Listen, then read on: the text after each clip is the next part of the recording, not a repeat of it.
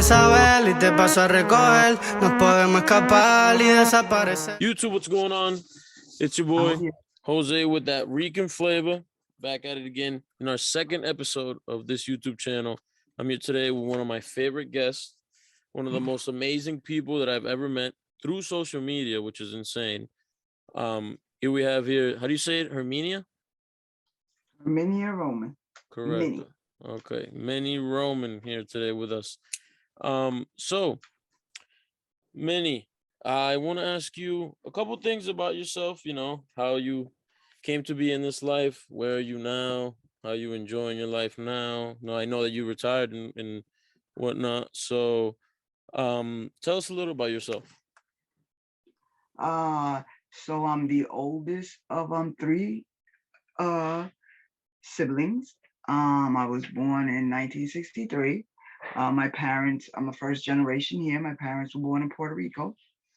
Grew up in the Bronx all my life. Then I went to elementary school in the Bronx.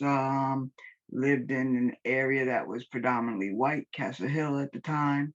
It is known for Jennifer Lopez area.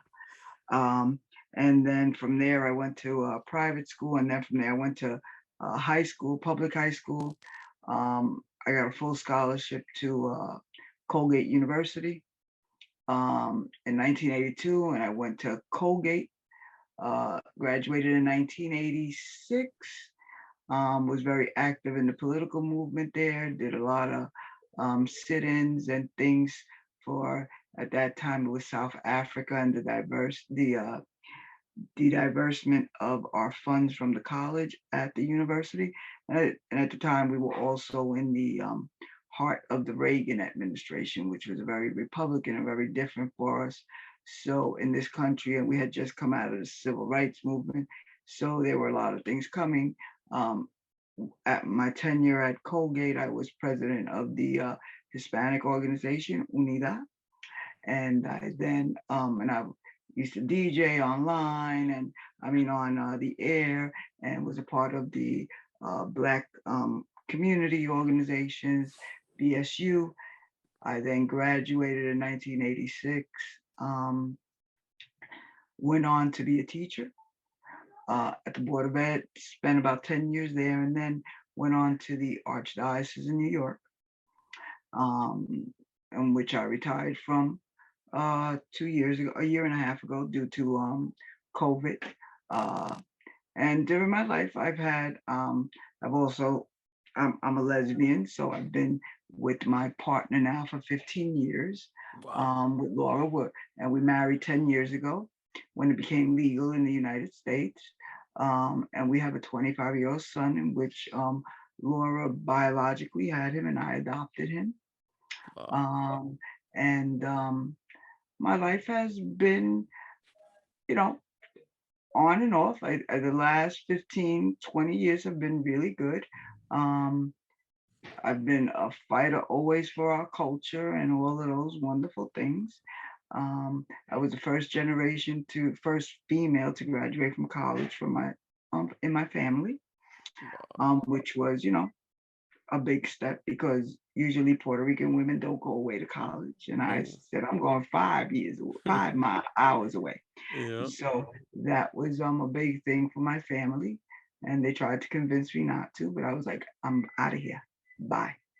And that's what I think was my saving grace and helped me to be successful in school, and wanting to always, when I went to Colgate, there were only 15 Hispanic and about 45 African Americans for the entering class. There were only 2,700 students in the entire campus, but racism was something that we did experience at the time. We were considered minorities. And I had a friend who roomed with a woman who said, I gotta be moved because I don't know what it is to live with a Black person. So we knew what that was. I knew not getting jobs because they would not hire 3 minorities at the time to be residential advisors. So I knew all of that. And, I was always trying to do the fight. And the only thing that set me back a little is 12 years ago, I was diagnosed with MS without ever having a problem at all. Um, and my illness has progressed, so I don't walk well. I use a device to walk and or crutches or a scooter. But I still throughout that worked all this time. And one thing I have to say that I've kept truthful to is that children are number one, and we shape those future minds. And I have had such a great time teaching and being an administrator and all, but teaching has been my passion, and my students have been my passion, and it was hard for me to leave because of those little minds. Also, throughout my career, I've had some great experiences. Uh, in 2000, and I want to say it was 2010, when the Supreme Court Justice Sonia Sotomayor was nominated to the Supreme Court by Obama, Yep. being the first Puerto Rican woman. Well, had the honor of being the principal of her alma mater, and Wow. she came to my school uh, right after she had been, and we had a big turnout for her. My school closed in 2013. She came to our final graduation. We have parted many a times together, and consider her a friend, a very good friend of mine. But it was really a great thing to be a part of that history and have that in Mm-hmm. my Mm-hmm. background. Perfect. Perfect. Wow. I love it. I love it. So I heard you said that you were born and raised in New York. Is that correct? Yes. Okay. Now tell me, do you like living here? Well, there. Or would you in the future maybe move to Puerto Rico, start a new life over there, go discover what the rest of the island has to offer, and things like that. Have you ever gone skydiving? No. It ain't gonna happen now either. No, but yeah, no, tell me, do you really like living in New Um, York? I do like living in New York. I was privileged as a child from the age of 5 to the age of 18 to go back to the island every summer. So I know the island rather well. And as an adult, I've frequently gone, and I have a grandmother who's 98 years old right now, who's probably close to the end of her life. But I have returned to Puerto Rico often. Would I go and live in Puerto Rico? There's no way. There's no way. I've had enough time in Puerto Rico. Um, it's just not the same life as Yeah. being in New York, or I'm in Westchester County now. I love it here where I'm at. Yes, once again, it takes me back to everything. When I went to high school, it was a predominantly white high school. When I went to college, it was predominantly white high school. When I went to elementary school, it was predominantly white. So once again, I find myself in a predominantly white neighborhood. And that's just because Laura is a chiropractor, and this is where she practices out of the house. And she's been here for 31 years. So Wow. Awesome, awesome. Um, so I meant to ask you, so how did you get the nickname Minnie? from Elminia, Hmm. that's in Spanish, Mimi, and my grandmother's name was Elminia. So what happened was that everybody called me Minnie, Minnie, Minnie to distinguish between the two of us, and that's where we got that. Yeah. Don't Uh, ask. Spanky came from an adopted sister that I have who was like, "You're always getting everybody together to hang out and do things." So I'm gonna call you Spanky from the Little Rascals from when we were young. So that's where that came from. Oh, okay, perfect. No, I don't think my audience knows, but I do buy a crap ton of pops from this woman right here. She is the best. Perfect person to go and look for As Marvel. they can see right there, Yep. we're getting ready for tomorrow's auction. Yep, perfect.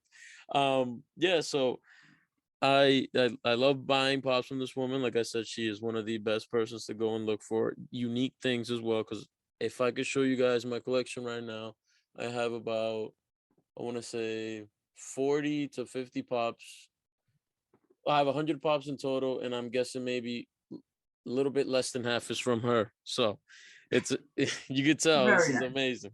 Yeah. So I want to talk to you about Colgate University. I heard you went there for sociology. So Yeah. tell me a little bit about that. How was that like? So I was a sociologist. It was very good. It was different. Remember, you're in upstate New York, 5 hours from New York City.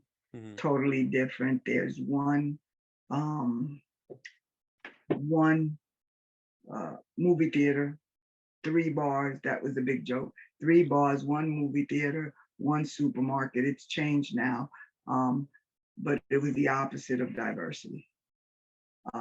I knew that I wanted to go there since I was a sophomore in high school. I had visited the college, and I had a wonderful guidance counselor who said, "This would be a perfect place for you." And I said, "Let me see." And I really fell in love with the college. It's a beautiful university. Um, Once I was there were times where I might have regretted being there due to the fact that I never saw myself in my life different from everyone else. I always, the world, I didn't experience that whole being Hispanic. And we did. My grandmother was an entrepreneur. She passed away about 10 years ago.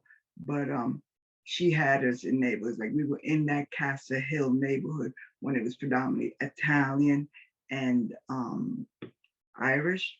And they, once in a while, we would experience some things, but my grandmother and my parents kept us inside all the time. Like, you know what, when you go to school, that's when you go out. So going to Colgate really was like, I'm a Hispanic. And a Hispanic was equivalent to being Black. And it was hard because I was like, I'm not Black. I was raised a Hispanic. And they used to, one person said, well, what's the color? So I had gone there to go to pre-med. And by my second year, I found myself so politically involved in campus that I said, I think I want to be a sociology major. I think I want to do a couple of other things. And being a big mouth, and I had a wonderful advisor who used to like push me and say, you can say this and you can say that. And I was like, we read about the 1960s. We read about the, W.E.B. Du Bois. I had the privilege of having a professor by the name of Manning Marable, who has written much work. He's now passed away, but he's written a lot on W.E.B. Du Bois. He wrote a lot on Langston Hughes. He wrote a new book on Malcolm X.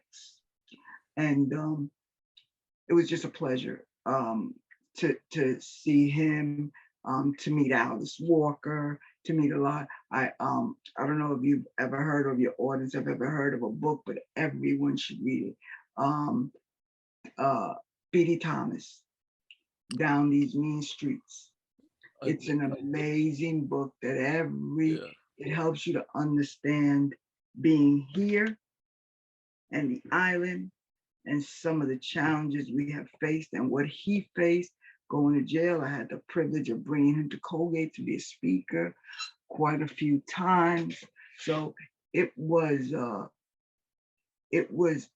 at times a difficult time, but it enlightened me. I think if I would have stayed in the Bronx or in the city and commuted home from school, I would not have truly learned about myself as much as I did, and the injustice that we all faced at that time, which would then bring me to where we at nowadays and things, and question whether or not things have gotten better, worse, or stayed the same. Okay, yeah, no, 100%. Yeah, Jose, let me just bring, even though she's got, look, long live.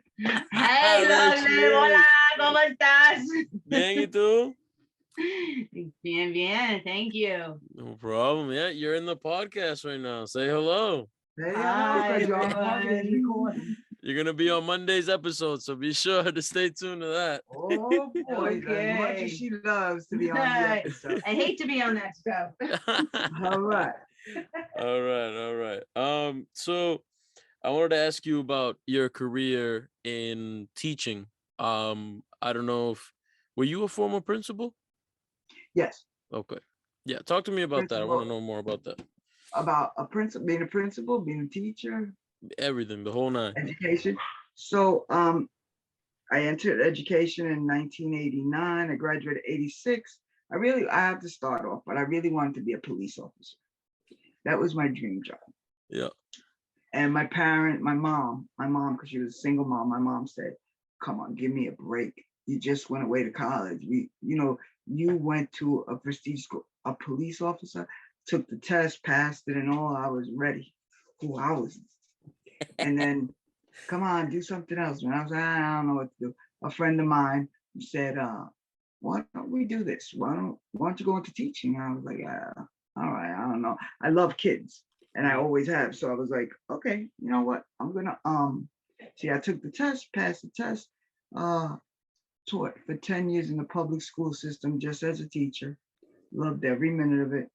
Then I decided maybe I want a career change, maybe something. So I left for about 6 months and came back and I said, I don't know if I want to go in the public school system. Um, Even though I had a phenomenal career and people were begging me to go back, and I went into the Archdiocese in New York. And I think I did that too because I, as a child in the Archdiocese in New York, experiencing teachers who were not kind to Hispanic students. There was one particular teacher who had just had it out for me all the time. And I promised myself I would go back and make sure kids didn't suffer like that. So I went to the Archdiocese, and that's where I was promoted after 3 years there to an assistant principal. I was an assistant principal for 6 years, and then the principal was asked to leave, and the Monsignor, who was in charge of the school, really, because they were at that time they were in charge. The priests were in charge of the school. Said, "You are my one and only choice to become principal." And I said, "Okay." I said, maybe I'll make a difference with teachers, because I loved being in the classroom. I learned everything about kids. We played video games together. We did this. I respect them. They respected me, and we enjoyed ourselves because it's all a part. You can't go in there saying I'm the boy. We're all a part of this learning experience.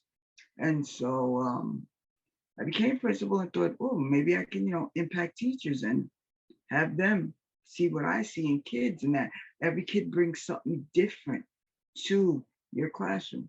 I did not like it as much as it sounds to be such a prestigious job, because I found that a lot of my staff was so negative, so much into not liking students, especially children of color. And once again, I found myself, no, we can't do this. So, fortunately or unfortunately, I had to get rid of a couple of people, and because I would not stand up for people speaking inappropriately to children. So, and like I said, during that time, kids, parents, that's who had my back and who I was always there for. And once my school closed for not financial reasons, the Archdiocese, as you know, in Massachusetts, everywhere has been cutting schools. If you don't have a certain amount of students and stuff, and the area we were located in was not an area that had enough money to support the tuition that we were charging. I wished I could have given it for free, but we couldn't. So in 2013, that's when it turned around. But my career as an educator, I have loved it. And my students are, if I could only have all children around, that would be the most amazing thing. Adults, they're not so much fun. And that's the damn truth. And I used to tell my parents that also, I don't like you adults, but I do love your children. And so I went, so once I left there, I became assistant to the superintendent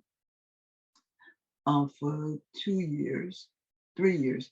And basically my role there was to educate teachers in appropriate ways to educate children in terms of how to take the curriculum and disperse it in a way that would be beneficial to them and the students. So I did that. And then they needed someone to go back into a school and run the school for a couple of months. And they begged me to go back. Would you be this principal? We have a lot of financial problem. I was known for like all my tuition was collected, all things ran the right way in my schools were strived. So for 6 months, they were holding the school for somebody I knew. And they said, would you do it for 6 months? I said, fine. Knowing that I was already sick and that the school and my career was taking a toll on me physically. So I did that for 6 months, and then I went into the classroom, and I think that my last 4 years were the most amazing years. I got to be with some amazing students. I got to just do what I loved, which was teaching. And then the pandemic came, and that put a damper, because then with my MS, the medication is I am immunosuppressed, so being around people wasn't a good thing. So that kind of, they were forcing me to go back into the building, and I said I can't do that. So I had to leave it. It tore me up, but making a difference in children's lives is a big thing to me, and protecting them and making sure that they are respected, and children are not respected enough in this world. I know teachers aren't, but I'm not here for me. I was there for those students. And I have so many students now that come back and are like, oh, we love you. They'll find me on Instagram. They'll find, some of them have been in my whatnot. I'm like, oh, you guys stalkers or like, but they find me all over. Could we be your friend? Well, maybe now that I'm retired. But besides that, you weren't really my friend. But I have a couple of them that the parents have been very close to me and keep in touch and all of that. So it's been a wonderful career. I used to tell people, if I was wealthy, I'd do this job for free because I loved it that much. And I know a lot of you, and it wasn't about the time off. I worked so much to just make it right so that the kids would learn what they needed to learn. So it's just a passion that I have, and it was what I was meant to do in this life. Wow, awesome. Love it. So I wanted to ask you one thing. When you were younger, going through high school, going through college, did you experience racism towards you or anybody around you that maybe said, I don't know, like made you feel some type of way? Um, did you defend someone that was dealing with racism, stuff like that? I want to hear it. Um, I'd say in high school, it wasn't that noticeable because you were in the Bronx. Already at that time, I already knew my sexuality. I had, I was going to be an alternative sexuality. At that time, we used to call it, we were gay. And that wasn't ever an issue. I've been fortunate and blessed that I came from a family in which I have 3 gay aunts and a lot of gay people. So it was basically, they had already paved the way. So that wasn't an issue. But as I said, when I got to Colgate, my eyes were like slammed. You're Puerto Rican, you're different than the rest of us. Like, really? I am. You're a spick. And even as a child, I could say probably the first time I heard that, I must have been like 10 years old, where the Italian next door neighbors came and said, you know what you are? You're a spick. And I was like, Mom, what the hell is a spick? Who said that to you? I said, oh, the kids next door said that we were spicks. And, she said, no, that's not a nice word for Spanish people, but don't worry, don't keep on moving. When I got to Colgate, it became evident that my world was different from their world. And then not only did I experience and have to, yes, with the Hispanic community, the Black community, the African-American community, we all had to constantly fight to make sure we were accepted. A lot of people thought, oh, you're here on a scholarship, so you're here just because of, affirmative action or whatever. But Then it became another fight because I went to a school. I'm trying to be a part of this Hispanic community, which I was immersed in it, and this African American community. And then the thing starts with the sexuality and people, you know, Hispanics and African American, very homophobic in the 80s, very homophobic. Wow. So it was another challenge. So here I got, you know, I'm a woman at what used to be 12 years prior to that, an all male school. Um, I'm a Hispanic woman from the Bronx, and then I'm a lesbian. So I had everything covered, you know, minorities down. And yeah, we had a lot of times where I had another friend who was gay and he had issues. And then we could never get over the fact that we were, you know, Hispanic or African American, and we always took up the fight to do, and it was hard. It really was a hard thing. And one of my things that I say is that we had our junior year. It came up that two of my friends who were African American and one of my friends that was and myself were going for residential advisor. So we would be in charge of a dorm. We were RAs already, but we were going to be the head RAs.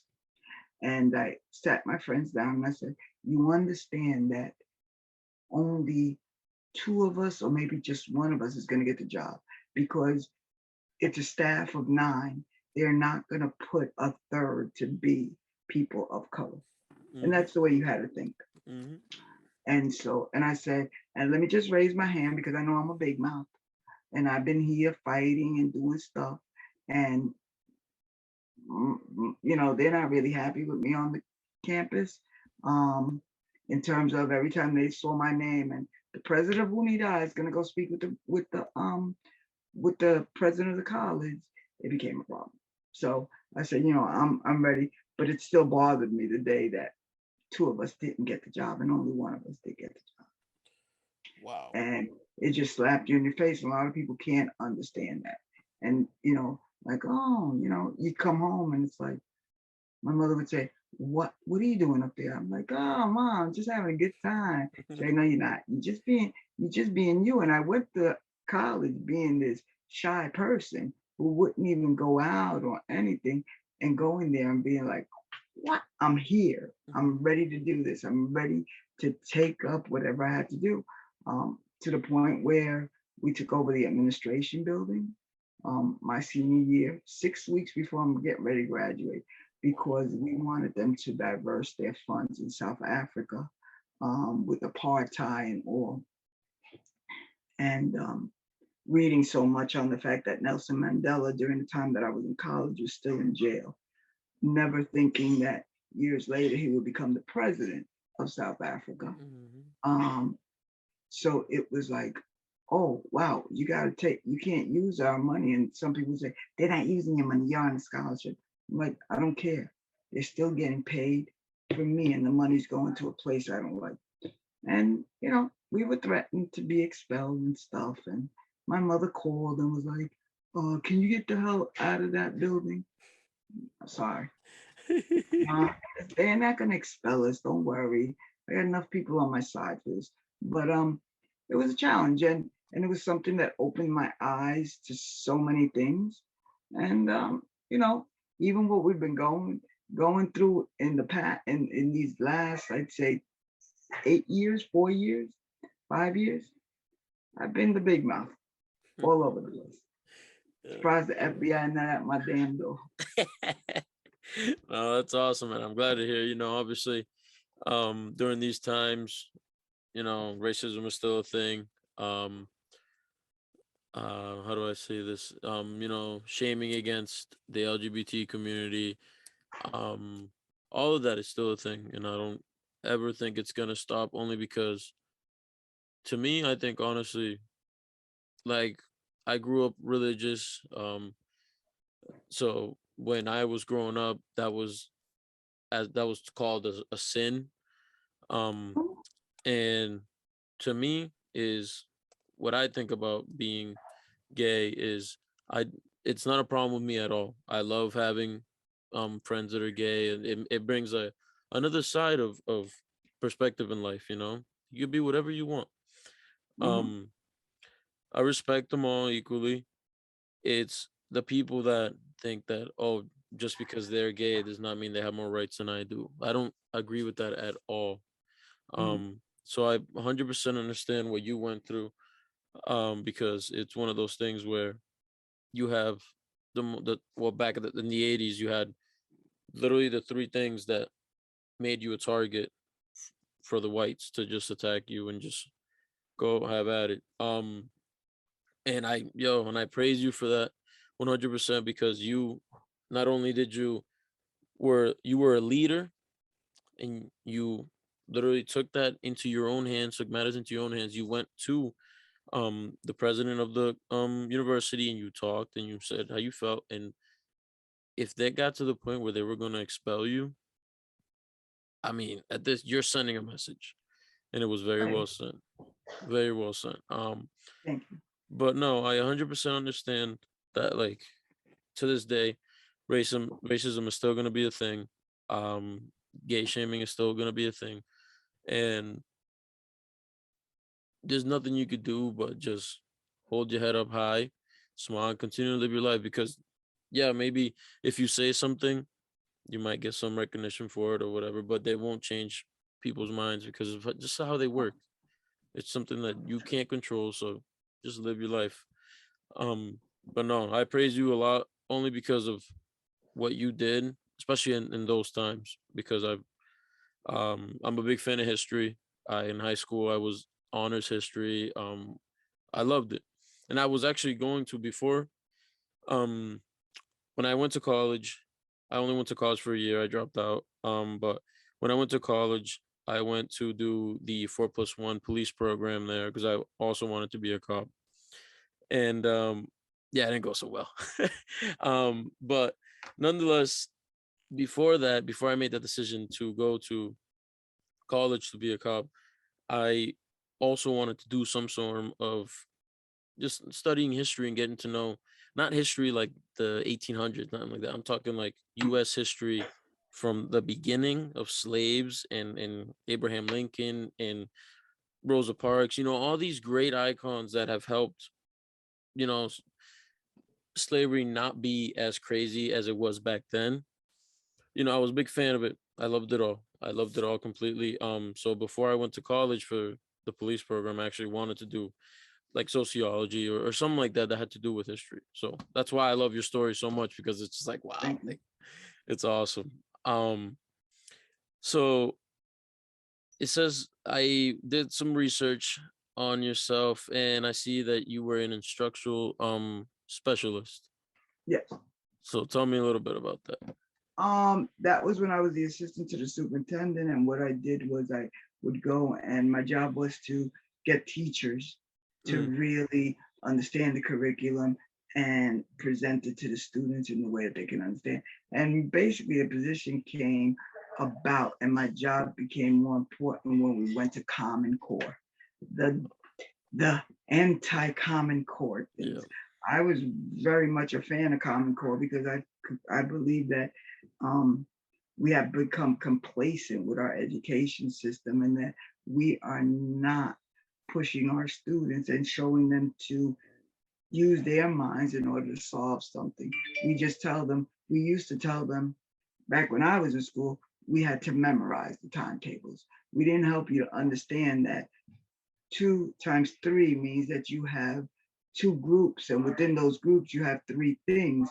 And how do you divide them equally? How do I give you these 6 things so that you can put them so that everybody gets an even slice of the pizza when you only have 2 people? Or if you had 6 and you had 3 people, how much are they going to get? And by showing them, um, visually expressing that to them and showing them through things, we are now able to give them some of the tools, as much as everybody fought it, the tools for them to say, oh, I can understand the process in that. Even though the adults right now can't understand the process. And I get my brothers who are like, when their kids were younger, you better start teaching this Common Core to my kid because this is nonsense. I don't understand.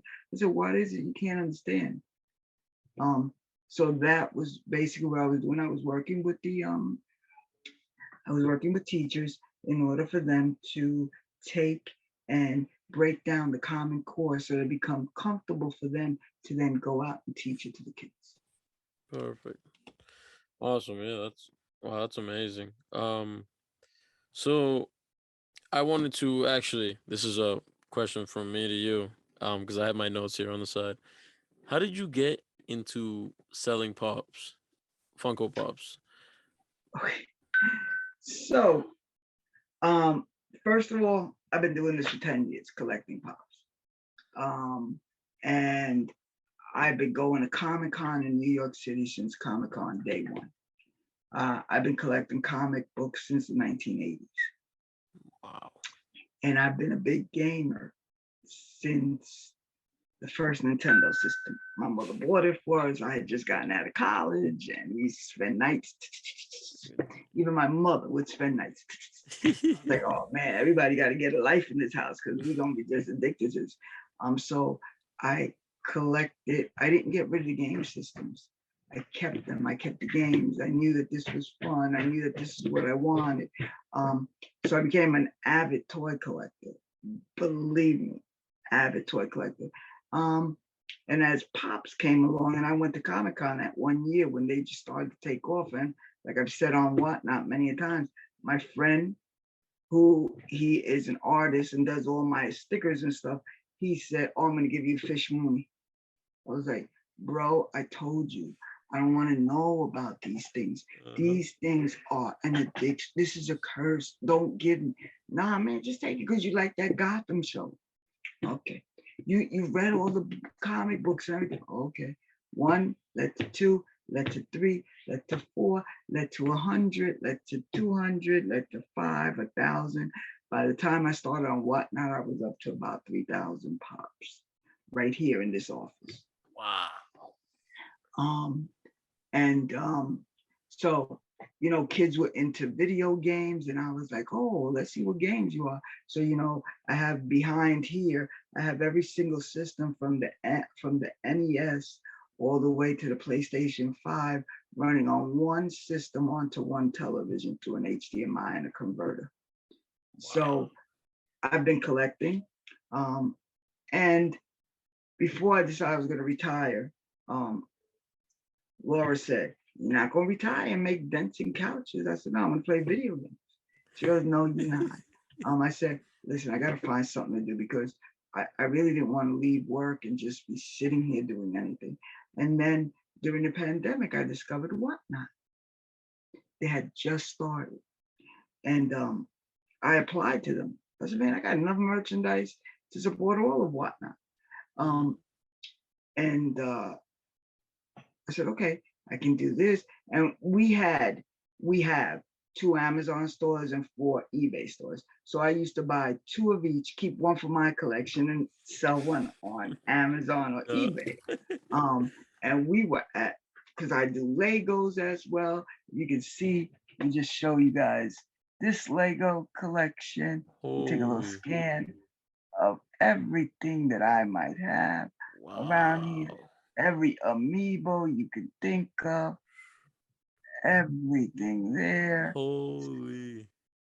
And then I'm an avid reader, so I have books all over the place. So it just became, I mean, I've been collecting for over, I'd say, since the 80s, 90s, 2000, that's about 35, 40 years I've been collecting. Wow. And I have some things that are grailish, super grails. And at this time, I'm thinking of on Whatnot doing retro games. Hey. I'm not gonna get out of the pops, but I'm gonna get into that retro gaming scene too. Hey, I'll be there. Because I have so many retro games that I think we have to start consolidating the thing. So that's what it was. I've always been a comic book reader, big avid. I would go to conventions and stuff, and you know, it's what it was a passion. It was a good way to, you know what, I think it helped to stay out of like trouble and get yourself, I was just entwined into the whole Superman and Batmans and stuff like that. Never was a big fan of the Marvel, but then my son, loves DC is like crap to him. He's like, Yeah. why do you like them? But I often explain to people, in the 80s, DC was where it was at. It wasn't until after that it came to be. And one of my favorite ones is Image Comics, McFarlane. I was a McFarlane follower from the first Spawn comic book that I owned signed by him until the other day when I said I can't read Spawn anymore. So my collection, that's where the collecting came from. I've been doing it for so long. It's been my Legos are my therapy. When I was diagnosed with MS, I went into craziness in my head, and the treatments were really hard at the time. And the fact that I had to think of here, after succeeding and going through all the other discrimination, now I've got something else to do. And it really was a time and a place that Legos got me through it. So I built about, I'd say, got about 150 sets that are built all over my house. Wow. And I'm an avid Star Wars person, so I have quite a bit of Star Wars around the house. Wow. So it's just been a hobby. Yeah. No, I get you 100%. How much would you say in total would your collection be worth right now? The pops that I have right here, in total, my pop collection is about $35,000 right now. Holy shit. Wow, that is awesome. Mine right now is like at 3,000. You beat me by a good couple grand. So let's say that's just my pop collection. My Lego collection, I'm thinking about every single Star Wars out there. My Lego collection has to be a good 15,000. That's some of the ones I haven't. And I'm not even going to go where my gaming collection is. My gaming collection is just out of control. I was going to ask you about it because I'm a big gamer myself, So my gaming collection has, I was, the only system that I had that was a completionist system was the PlayStation Vita. Oh my God, yeah. So that one I was a completionist on that and had every single game. I've since sold because people have really been coming after them. So I've kept the ones that I like. But besides that, I probably am halfway through the NES and the Super Nintendo.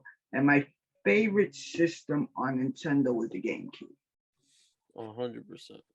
I tried to get in, and the only reason I got into Xbox was because they created a Star Wars Xbox system.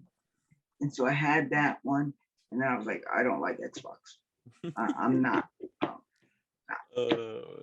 done with Xbox, but yeah, my collection in total is with everything that's in it, it's over 50 grand. Wow. That's awesome. I love it. Have I paid that much for it? No. But that's about where it is with some of the grails that I have. Mm-hmm. Yeah. No, I get you. So do you, with all the money you collect from whatnot and both of the stores that you have on Amazon and all that, do you make a living off of that, or are you doing this for pure enjoyment? Actually, I tell you, I do it for pure enjoyment. The money is a good thing, but I just love, after being an educator for so long, to find a place like Whatnot. And I know people say, oh, it's not perfect, it's this and that. At this point in my life, the social media component that I enjoy that connection with the people. If I didn't sell a pop or I don't sell them, sometimes I undercut myself. Mm-hmm. Laura says I'm not a good business person. That's okay.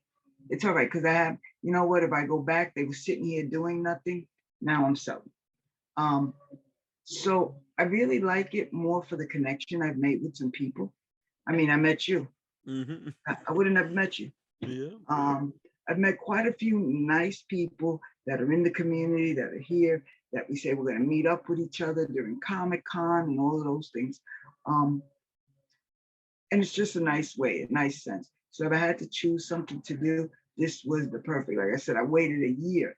I went to Comic-Con in October just to beg them, what the hell is going on? Why don't you let me on your site? I said to Laura, I said, I've got to go. I've got to mask up. I haven't been out, but I'm going to take this chance. And I went Thursday because I know how Comic-Con works. Thursday, most people are working. They don't go to the Thursday one. So I'm going to go one day. And I've been a 3-passer, 4-passer, forever, VIP forever. So I'm just doing one. And she said, right. I did that one. And I told the guy, and the guy was really sweet. He was like, you know what? Reapply. I got your name. And within 15 days, they had accepted me onto what? And it was like, oh, we started out as one day. And of course, Pop wife said, no, this is really fun. We're having a good kick at it as well. Let's do this more. I was like, okay, we'll run out of merchandise. She goes, really? Really? It's the last thing you're gonna run out of. I was like, okay. So wow. it is. It's been a great transition from what I did to here. I still get to deal with people. I understand that people have all different kind of personalities, but I've been blessed never to get those idiots to come into my stream because I'm not trying to outdo anybody. I'm not trying to kill you.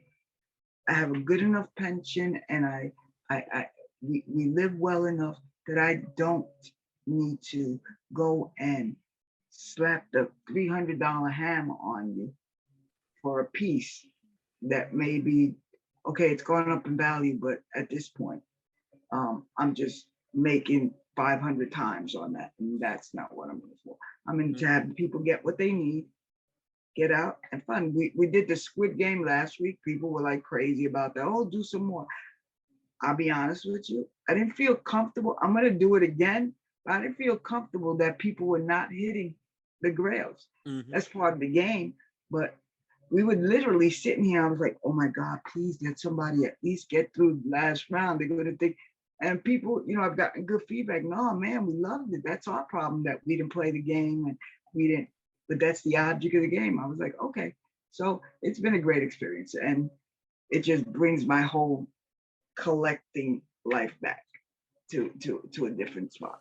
100%. I'm gonna tell you right now, the only reason I did not even touch that Squid Game show was only because everything was over 70, 60, and I'm like, I just got paid, but I don't want to spend that much. Oh, you know what? I understand you. Let me tell you, I go and I play some of these games and some of these people's streams, and I mean, there was somebody that started something at $300 for their game. That was the entering the base price. No. Like, yeah, no, that's not happening. That is not happening. Yeah, like I said, I would have touched the game, but I didn't even want to bother. Listen, I respect that. That's fine. We'll be regular auction tomorrow. I respect that whole thing on not touching the game. Perfect. So I know you have 2 nephews. How old are they? I have quite a few nephews. I have my oldest nephew is 18 in college. Then I have a 17-year-old that's going into college. I have 2 twins that are going to be 18 in a couple of days, and going to college. And then I have a 12-year-old nephew and my pride and joy, the only girl since I was born, my niece who is 10 going on 37, but that's a different story for a different day. But yes, and they're wonderful. I have to tell you, and it's not to toot my family's horn, but my nephews, I try to explain it to their parents every day.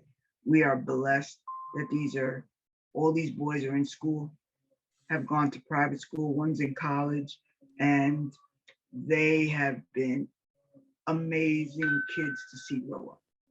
And I hope that it's the foundation and it's what we have shown them that has brought them to this great place, that we're not dealing with what a lot of parents deal with nowadays.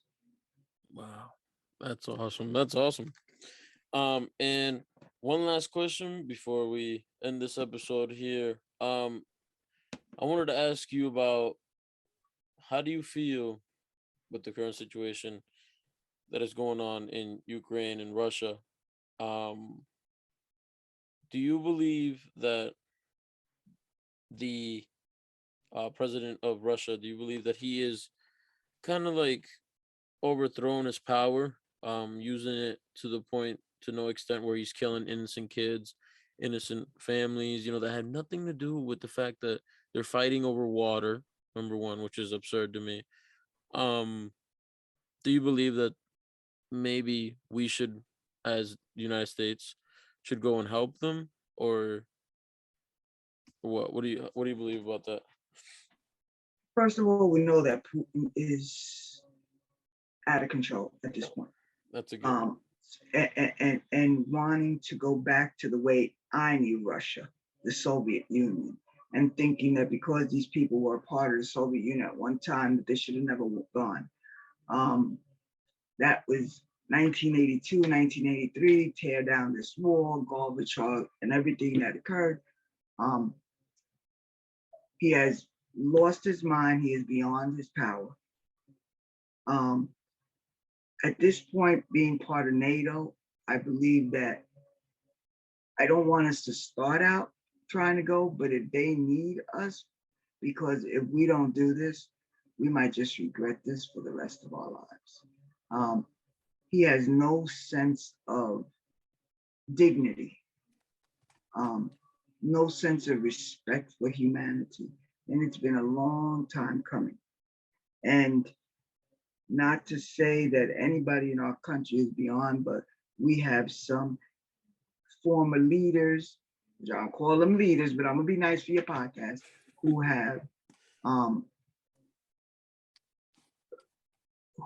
have publicly stated that what he is doing is correct. And I don't care if you're Republican, Independent, Democrat, the killing of another life is never correct. The killing of an animal is not correct to me, but I know we have to survive. We have to live, chicken, pigs, or whatever, they're different. Mm-hmm. But the killing of innocent people for your glory and for your ego to be nurtured is totally wrong. But if we have to go in, we have to. We started out like that when we went to World War II and we had to defend the people who were in Nazi Germany. And we might just be looking at that. This might be that other major war. I pray that it's not, but it just might be. And would we be wrong? I know that the current administration is going to take a lot of backlash because here you got us into another war. You're doing this. We're already taking backlash on the prices of gas and this. People, and I have to tell you that I have a brother who is just like, because he supported the past administration, and we used to fight literally almost every day about this.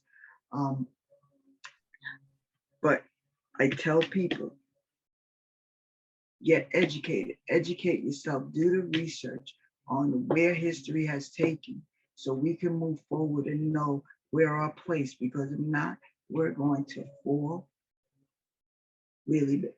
We've already fallen in education. We've fallen in other things. We've lost being at the top. Do I think we need to be at the top? We don't. But we need to realize what could be at stake here. And that could be that we sacrifice our democracy. And that is not what our founding fathers did. And I don't care what color, what gender, or whatever they were.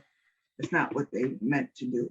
And it's a blessing that our founding fathers realized that there may be a time when a crazy person would run our country and things like January 6th would happen. And that's why they divided the branches.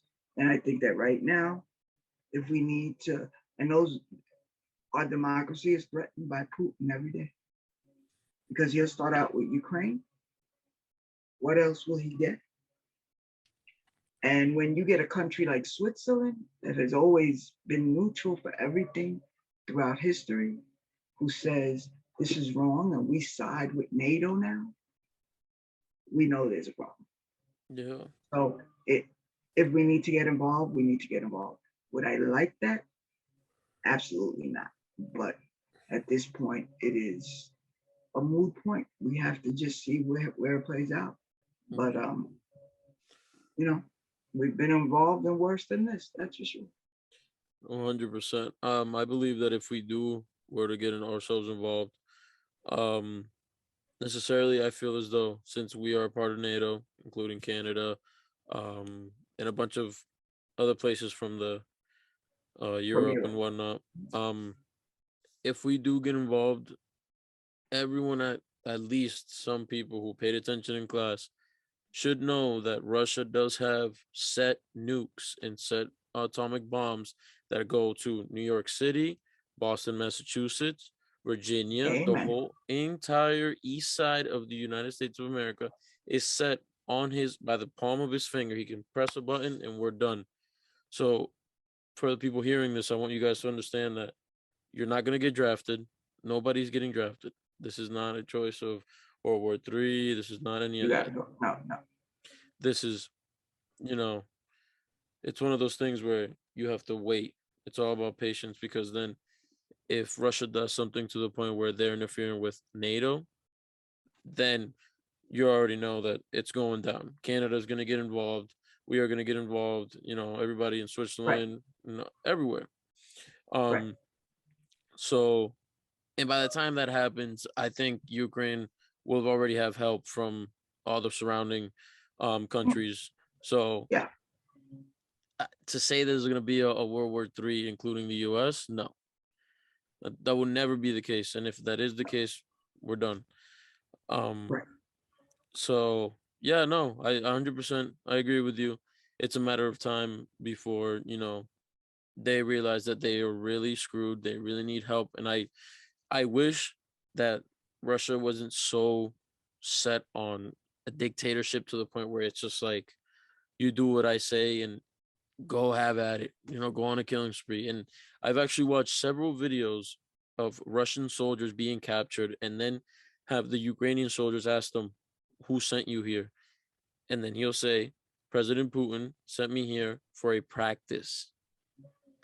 President Putin never specified to his soldiers that it was to invade Ukraine. Mm-hmm. He legitimately told them, you are going over there to practice, and then you're going to come back. That right there just tells you within itself that he is just one of the ruthless dictators that I've ever seen, aside from, our past history. Yeah. But as of right now, in today's age, that is just unacceptable. I 100% do not agree. But yeah, it's crazy. And what people need to realize is that the Russians are actually turning on Putin right now. And you see all these people like that 80-year-old woman or 90-year-old woman who was protesting, and they pulled away, because you have to realize that for the Russians, these are their families, because Ukraine and Russians are related. And that's why the military wouldn't take up if he doesn't tell them things like that. And some people don't believe these things, and some people are blind by it. It's not about getting drafted, but I must say that I have to give kudos to the Ukraine people for standing up against this and taking arms, men, women, just standing there and saying, you know what, we're gonna fight in this together with the military. So it's a sad situation, but I believe that we as a world are going to control Putin. Putin is not going to control us. 100%. 100%. All right. Well, I want to thank you very much from the bottom of my heart for being in my second episode of my podcast. I will be at your show tomorrow night, so don't even worry about it. But you take care of the audience. Yeah, 100%. But no, I just want to say thank you, truly. It was an amazing conversation, and I will for sure, if you are up for it, we can talk more again in the future. But Yeah, no, this has been great. If you want to Listen, we shout can your take up some more conversations about what's happening in Ukraine and all of those things. And when the midterm elections come up, how yes, people need to get out there and get that voice out there that you're doing this, how important it is to vote, because if we do not get out there for those midterm elections, anyone who's listening, you have to start thinking. That's what you got to do. You got to get out there and vote, because if not, we're going to lose everything. mm-hmm. And forget about Ukraine and what's going on in Europe. We got to think about what's going on in our own country. Yeah, correct. Well, all right. If you want to All shout right. your socials out, you can follow her on Whatnot. Whatnot is at Spanky63. She will be live tomorrow. At what time? Tomorrow at 7:00. No, 3:00. 3:00. Oh my God. Okay. 3:00 tomorrow. Tomorrow, 3:00. Instagram, Spanky63. Facebook, Minnie Roman. Awesome. All right. Well, Okay. Minnie, it was Thank a pleasure. you, Jose. Pleasure. Pleasure was all mine. Thank you so much. Thank This you was so wonderful. much. And we will see you guys in our next episode. Later. Keep up the good work.